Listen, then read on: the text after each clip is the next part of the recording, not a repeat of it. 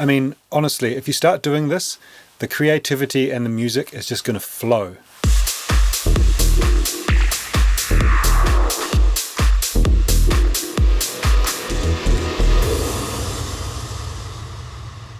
Hey guys, Dilby here. Welcome back to my channel.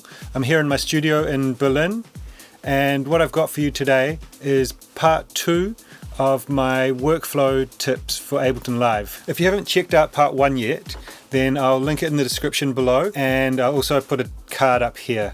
I hope that's the right side.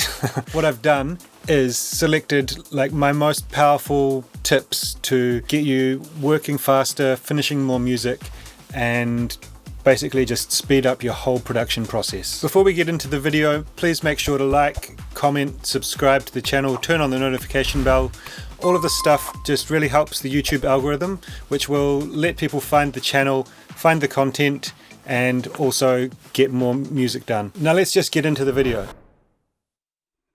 Okay, so tip 1 is about using the collections feature in Ableton Live. This was added in Live 10. Basically what you can do is customize collections of plugins, live devices, samples, anything. You curate this based on what you use frequently. This is going to save you time because you don't have to go through the live browser and search for something that you use all the time. It's just right there when you need it. Now let me show you how it works. Next up, I want to talk about the collections in Ableton. Now this is a super handy way of just having quick access to all of the devices that you use frequently within your projects. The way that you would set that up depends on the tasks that you do regularly. Myself, I'm doing production and writing, but also mixing and mastering. So I have this set up in a way that works for me, which is going from bottom to top here. I've got a tab dedicated to synths that has all the different synths and related devices that I use. I've got one for EQ, one for chorus and width, saturation and distortion, delay and reverb, compressors, and then favorites. Favorites is basically just a catch-all for everything else that doesn't fit into one of the previous categories, but is something that I use often. So the way that you assign devices to these collections is to find the device in your browser. For example, let's say EQ8. I would then right click on it and assign it to the EQ collection, for example. You can add anything to these collections, whether it be a live device or a third-party plugin, or even a file or folder that you use frequently. For example, in my synths folder, I have a link to this folder of string and pad samples that I use. I know that in pretty much every track I'm going to use a string or pad, and that these are good high quality samples that fit well into my productions. Instead of going into my sample browser and searching for that folder every time, I know that I have a shortcut in my synths collection that goes directly to that folder and allows me to access it immediately. Alright, tip number 2. Now this is a game changer. This is going to speed things up and help you to develop your signature sound. Basically what we do is create our own custom set of sounds and samples that we can just quickly grab from whenever we need something. This avoids us having to trawl through thousands of samples in our sample pack library just to find one kick drum or something. A massive benefit of reusing sounds and samples in your tracks is that it kind of creates a cohesion and a consistency across your productions, and people will start to recognize that as your signature sound. Now let's get into Live and I'll show you how it works. So the next tip is to basically create your own sample pack. The way that you do that is based on your old projects. So when you finish a project, you go through and you record the kick drum, the bass line, hi-hats, etc. You can export MIDI clips, whatever you think might be helpful to use in another project. So for example, here's mine. So I've got some bass loops, some drums, melodic things, MIDI files, presets, which is just like instrument racks with synths and things that I've used in other projects. So for example, let's look at the drums. Let's say we're listening to this track, and we think maybe a ride would be really good after the little break here. So I've got an audio channel here. But what I can do is go to these rides, and these have all come out of tracks that I've made already, and I thought that these were worth keeping. So I'll chuck this in. It's going to be quite loud, so let's lower the volume a bit and try it.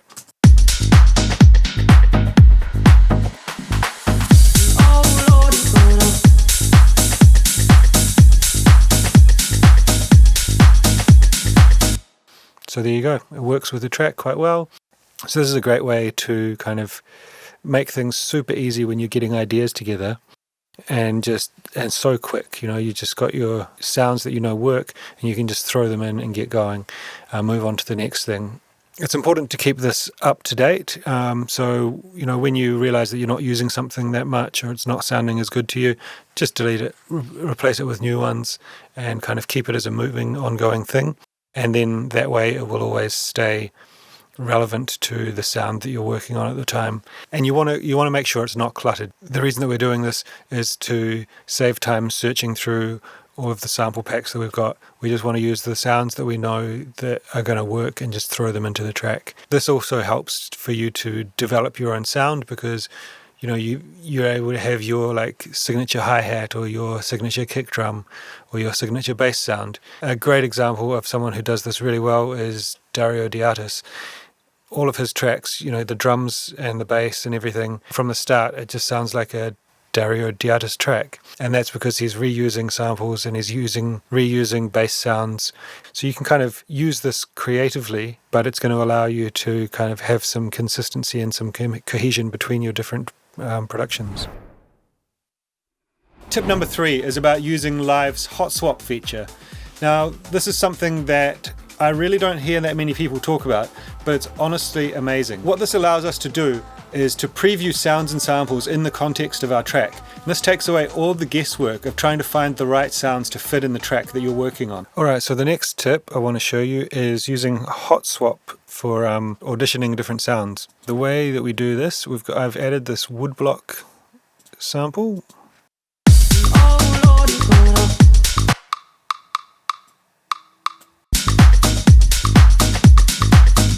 So it kind of grooves with the track nicely, but maybe we want to try a different sound, right?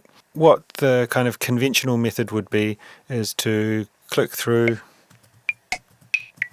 audition different sounds, and then drag them in. So Ableton has an amazing feature which I never see anyone talk about, or don't see people use that often, which is hot swap. So this little button down here, you hit it, it goes to the browser, and it's got your current sample selected. So we can do that same scrolling through, and when we press enter on the keyboard, it's going to replace the sample. So for example, the reason that's so powerful is that we can audition in context. So what I'm going to do is I'm just going to loop this,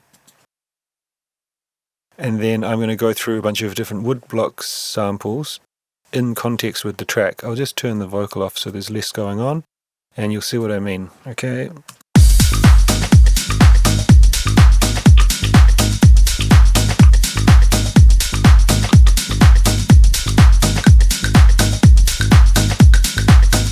So that one to me sounds kind of better than the others did. Just listening to them like this, I might make a totally different decision. So this way you're not making a decision based on whether or not you like the sound. You're making a decision based on whether or not you like the sound in your track, whether it fits with the other elements that are already there. So you can also do hot swapping with live devices. So let's say, for example, we are going to put some saturation on this, okay? So I drop a saturator here.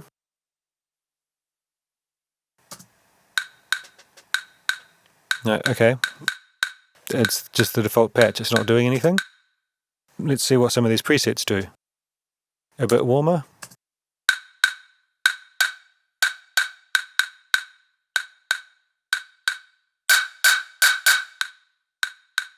You get the idea, but it's just a super, super quick way of working and kind of just trying different things really, really quickly, making decisions based on how it sounds, or how it sounds in context. Tip 4 is a quick one, but it's so important. It's about using utility to automate volume in your track, instead of using the track volume fader. Let me show you. So the next quick tip is to use a utility for volume automation on a track. So instead of using the main track volume like this,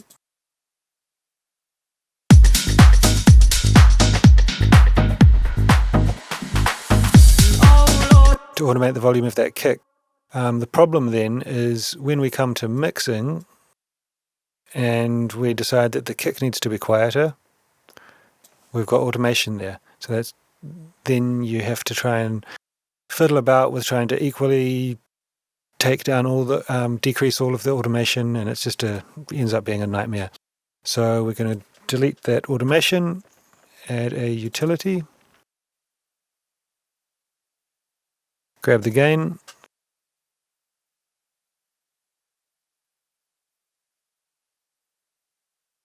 bring it down.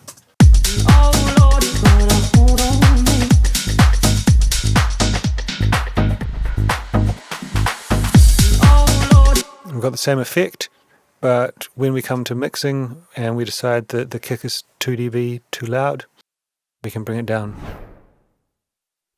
Tip 5 is another quick one.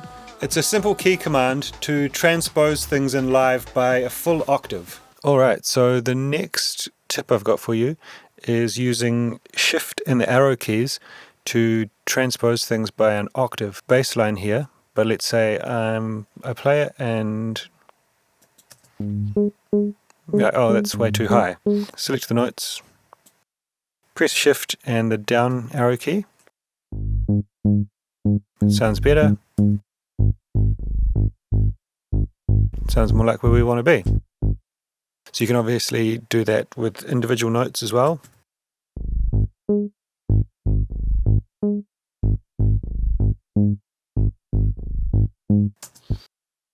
So we can also do that with transpose controls on other live devices. For example, here I've got this pitch device, which is set to -12. It's a MIDI device. So what I can do is, if we're just playing the bass, I can change the value of that in octave increments. So that's super, super handy. It can be quite fiddly because you can change this. So that's super handy because it allows you to be really accurate quickly and just go up by 1 octave instead of kind of fiddling around and trying to get it very precise with the mouse.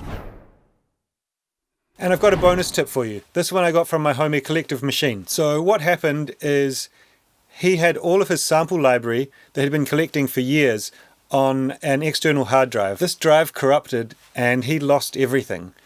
But he had been, over the years, using collect all and save at the end of every project. What this does is grabs all of the sounds that you've used in your project from other places and brings them into the project folder. This means that if something happens, as long as you've got that project folder, you've always got a backup of those sounds and you'll be able to open the project and make sure that it's compatible. In Collective Machine's case, what this meant is, although he'd lost his sample library, he was able to go back through those projects and take out the sounds that he'd used, creating a new sample library of sounds that work in his tracks. It's a really good tip, so don't get caught short and make sure you use that one. So that's it, guys. Thanks for checking it out. I really hope you learned something. And be sure to check out part 1. It's linked below and up here. If there's something that you'd like me to cover in a future video, then drop a comment below and let me know what it is. Don't forget to subscribe and turn on the notifications bell so YouTube will let you know when a new video drops. Until then, you can catch me on Instagram. It's @DilbyDJ. I post pretty much every day and it's the best way to stay up to date. So that's it from me. I'll catch you next time. Gotta go write some music. Peace.